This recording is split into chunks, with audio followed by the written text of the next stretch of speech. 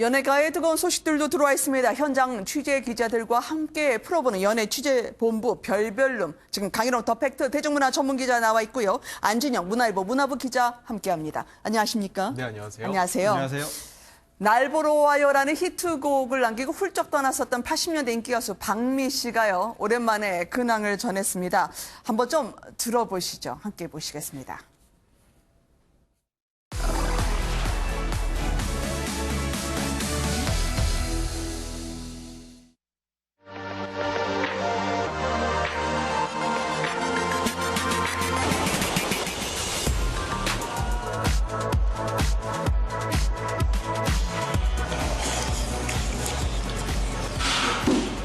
네, 제가 지금 셀카를 찍어보고 있고요. 또 일출봉에 이렇게 오니까 가기가 싫어서 저도 또 이렇게 계속 서서 커피 한 잔 먹고, 네, 저 건너편에 섭씨 코지 있는 라인까지 보고 이제 다음 장소로 출발하려고 합니다.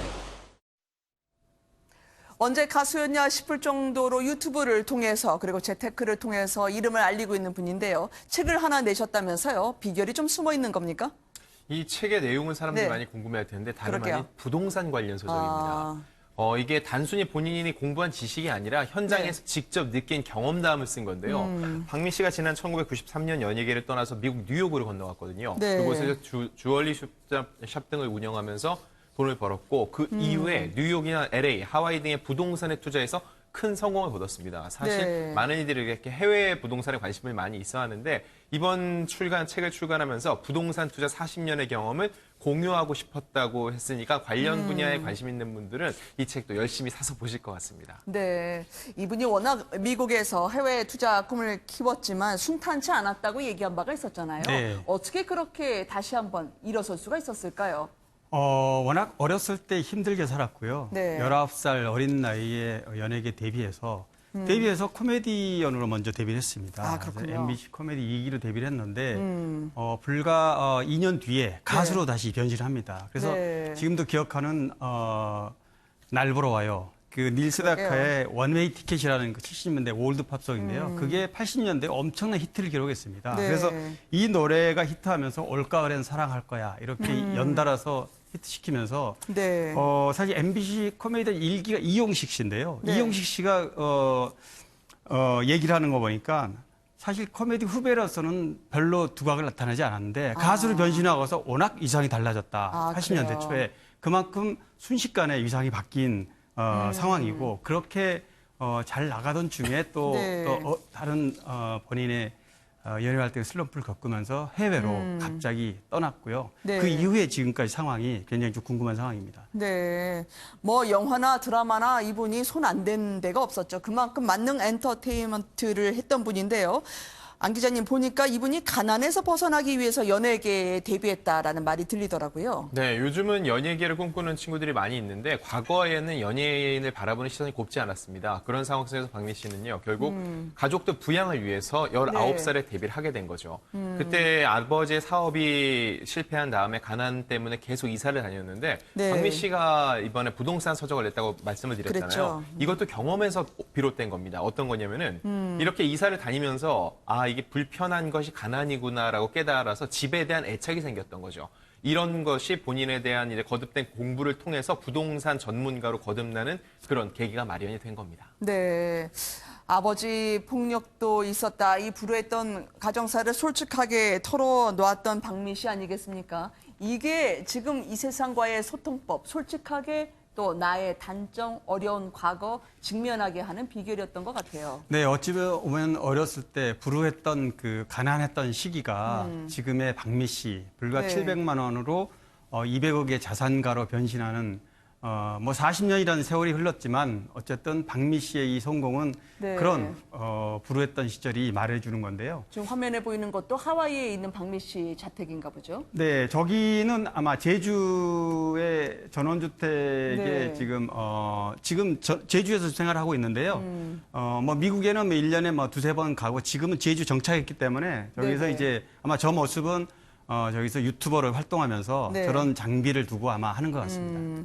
유튜버 얘기를 말씀하셨기 때문에 네, 네. 여쭤보고 싶어요. 아까 보니까 뭐 요리 같은 것도 하고요. 네. 유튜브에서 안 하는 게 없으시더라고요, 이분이요. 네, 그렇습니다. 지금은 뭐 유튜버들이 뭐 다양한 뭐 모든 장르 구분 없이 다 하는데요.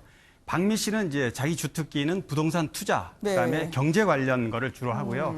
아까 보여준 것처럼 음식이라던가 네. 제주에서 전원생활하면서 본인이 만끽하고 사는 그런 모습들도 유튜브 팬들에게 네. 이렇게 보여주면서 두 가지 동시에 하는 것 같습니다. 이제 바쁘게 뉴욕에서 미국 생활을 청산하고 국내에 왔기 네. 때문에 조용하게 저렇게 한가롭게 살면서 한편으로는 자신의 장점을 또 대중들에게도 보여주는 그런 두 가지를 동시에 두 마리 토끼를 잡는 게 아닌가 싶어요. 네, 참 가난이 지긋지긋했다는 박미 씨인데요. 뭐 책에서 따로 뭐 비결이 있는 게 아니겠죠. 열심히 일하고 아끼는 방법밖에 없었다라고 본인 얘기하는데 조용히 살고 싶다고 제주로 들어가지 않았겠습니까?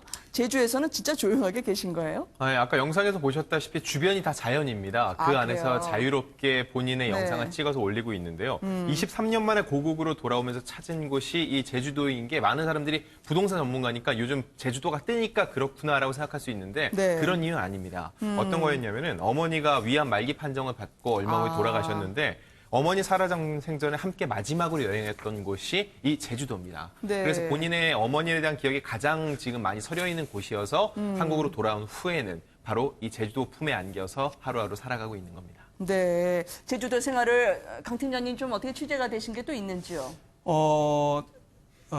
미국 생활을 청산하고 이제 제주 정착하면서 네. 본인은 뭐 잘 밝히려고 하지 않지만 네. 또 남자친구가 서로 정신적 교감을 하면서 그럼 어떻게 보면 박미 씨는 경제적으로는 아주 치열하게 미국에 생활했지만 네. 어떤 자산가로서 국내에서 아주 조용하고 편안하게 자기가 네. 하고 싶었던 거를 노후에 꿈꾸면서 사는 굉장히 연예인들 중에서도 저런 모습이 굉장히 부러울 수 있다는 생각도 듭니다. 그러게요. 1년 중 2, 3개월은 미국에서 생활하고 여행 다니면서 살고 거칠 것 없는 박미 씨. 예전의 가수로서의 모습에 비하면 정말 엄청난 성장을 하신 것 같아요. 가수로서도 이 정점을 찍었죠. 그 네. 유명한 10대 가수에 뽑히기도 했었고요. 그러다 보니까 이제 모든 걸 다 내려놓고 다시 바닥부터 미국 생활을 해서 또 성공을 거뒀거든요. 결국은 본인이 꿈꿔왔던 삶을 하나씩 다 이뤄가고 있어요. 네. 이번 제주도에서는 이 자연과 둘러싸여서 최대한 조용히 하고 싶은 얘기를 하면서 살고 싶다고 하는데 이런 얘기를 전했습니다.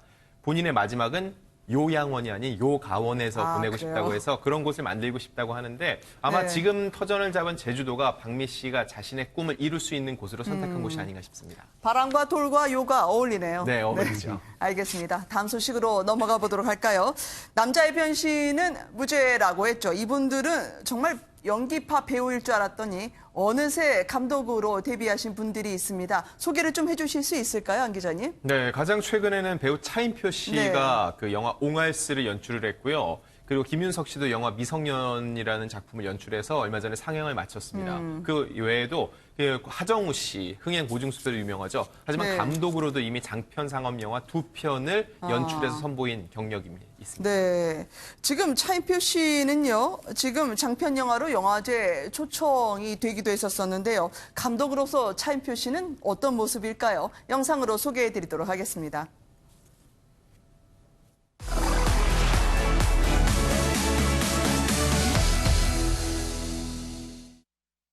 옛날만큼 배역도 많이 안 들어오고 또 대본도 많이 안 들어오고 하니까 어떻게 영화를 계속 할 방법이 없을까 하다가 오케이, why don't I just make it? 그렇게 생각한 거죠. 예, 그래서 그럼 내가 하고 싶은 얘기 내가 써서 할 수도 있고 내가 관심 있는 사람들에 대한 다큐멘터리도 찍을 수 있고 하니까 그래갖고 옹알스라는 다큐멘터리를 이번에 처음 찍은 거죠.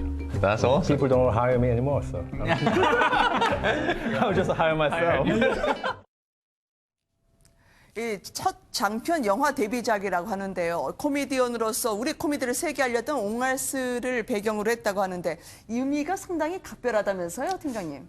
네, 차인표 씨 하면 차인표 신드롬을 불러일으킨 드라마 스타인데요. 네. 물론 영화도 간간히 했지만 직접 영화를 이렇게 만들어서 선보였는데 지금 전주국제영화제가 지난 2일부터 네. 내일 모레까지 지금 진행되는데요. 여기에 이제 초청작으로 옹알스를 들고 나왔는데 작년에 뭐 촬영을 다 마쳤던 겁니다. 아. 근데 차인표 씨가 만든 이 옹알스라는 거는 코미디언 개그맨들이 만드는 7명이서 네. 팀이 돼서 영국이라든가 에딘버러라든가 호주 이런 데서 굉장히 세계적으로 화제를 모으는 코미디 넌버벌 일종의 마임 형식의 코미디인데요. 네. 대사가 없이 그냥 몸으로 어떤 동작으로 보여주는 거기 때문에 세계 누구라도 언어 장벽 없이 다 볼 수 있습니다. 이 작년에 제가 부산 국제 코미디 페스티벌에서 이 옹알스가 출연해서 하는 모습을 봤는데 아, 그랬어요? 굉장히 웃기더라고요. 근데 이런 장면들을 차인표 씨가 영화적 시각으로 따라붙어서 영화를 작품을 만든 겁니다. 네, 더더군다나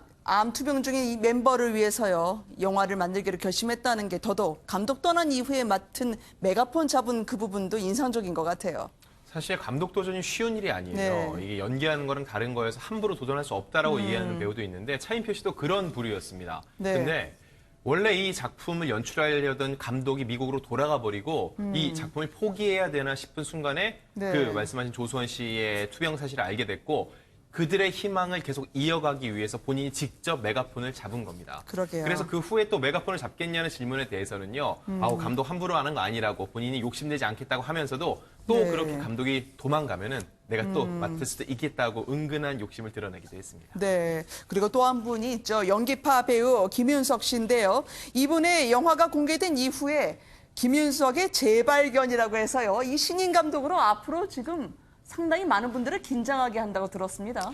네, 뭐 차인표 씨, 뭐 김윤석 씨와 말할 것도 없이 차인표 네. 씨 못지않은 충무로의 최고 스타 배우인데요. 배우는 이제 신인 감독이죠. 이제 네. 데뷔작이니까. 그런데 방금 말씀하신 대로 김윤석의 재발견이라든가 괄목할 만한 또는 신인 감독의 탄생, 네. 올해의 배우, 올해의 영화 감독, 데뷔 영화 감독 이런 찬사를 평론가들도 받았는데요. 실제 이 작품 미성년 작품은 이런 찬사에도 불구하고 네. 흥행은 크게 하지는 못했습니다. 그런데 조금 전에도 뭐 우리 안 기자하고도 밖에서 잠깐 얘기했지만 네. 굉장히 기자들도 평론가들도 작품성에 대해서는 높게 네. 평가를 했는데요. 일단 흥행 면에서는 기대보다 못 미치지만 감독으로서는 일단 인정을 받은 절반의 성공이 아닌가 생각이 됩니다. 네. 근데 진짜 배우들이 감독이 되면은요. 장점이 많습니까? 아니면 어려운 게 많습니까? 일단 장점이 더 많다고 봐야 될 것 같습니다. 네. 그 20년대, 30년대 할리우드 스타들 중에서 이제 유명 배우가 제작자나 감독으로 변신해서 하는 경우가 많은데요. 그러면 화제성이라든가 신뢰성, 다양한 유명 배우 캐스팅이라든가 굉장히 중요한데 물론 네. 배우와 감독은 전혀 분야가 다르기 때문에 그 적절한 영역, 예를 들면 네. 좋은 거는 이제 배우로서 연기자 입장에서 볼 수도 있고 감독의 입장에서 배려할 수 있고 여러 가지 장점이 네. 굉장히 많다고 보여집니다. 왜냐하면 또 배우 하정우 씨까지요. 하정우 씨는 벌써 2편의 장편 영화를 연출한 감독이거든요. 흥행 성적이 좋지 않았다 하더라도 3번째 연출자까지 멈춤이 없습니다. 이런 배우들이 감독에 열망하는 이유가 따로 있을 것 같아요, 안 기자님. 본인의 이야기라는 거죠. 영화는 감독의 예술이란 말이 있거든요. 그 네. 안에서 수동적으로 연기하는 게 아니라 자기의 메시지를 담은 이런 작품을 만들고 싶은 거는 모든 배우, 넘어서 영화인들의 꿈이라고 할 수 있는데요. 배우들은 본인의 이런 인지도와 그런 지명도 때문에 더 화제성을 모을 수 있지만 다만 흥행에 실패했을 때는 역시 그 쓴 잔도 2배 이상으로 마셔야 된다는 거. 이걸 항상 생각을 해야 될 겁니다. 네. 그러니까 이제 주어진 대본으로 내가 연기만 하는 게 아니라 나의 마스터피스로 철학을 담고 싶다 그런 건가요? 네, 그래서 김윤석 씨도 그렇고 하정우 씨도 그렇고요. 현장에서는 이제 누구누구 감독이라고 이렇게 농담 삼아 부를 정도로 연출해야 되는 감이 굉장히 좋은 편입니다. 네. 게다가 배우 출신이기 때문에 배우들에 대한 이해도도 높은 편이거든요. 이런 그들의 재량을 전부 다 담아서 영화 연출을 하기 때문에 조금씩 더 좋은 작품들을 선보이고 있고 김윤석 씨는 이번에 성공 가능성을 더 크게 보여줬기 때문에 향후 네. 이렇게 배우들의 감독 도전은 더욱더 늘어날 것으로 보입니다. 그러니까 감 팀장님, 이 하정우 씨가 멋진 말을 하던데 감독 하정우가 배우 하정우에게 빚을 졌다라고 얘기해서 네네. 내 명성에만 의지하고 가진 않겠다 하니까 또 배우로서 일할 때는 더더욱 감독이었기 때문에 역지사지로 더 연기가 펄펄 살 것 같아요. 그렇습니다. 그 부분에서 상대 네. 입장을 충분히 이해할 수 있는 거고요. 뭐 하정우 씨는 2편을 했기 때문에 김윤석 씨보다 연기 후배지만 감독으로서는 선배이고 2편 다 흥행을 하진 못했지만 3번째 준비하고 있는 작품은 굉장히 기대가 모아지고 있습니다. 알겠습니다. 두 분과 함께 했던 연예 소식이었습니다. 감사합니다.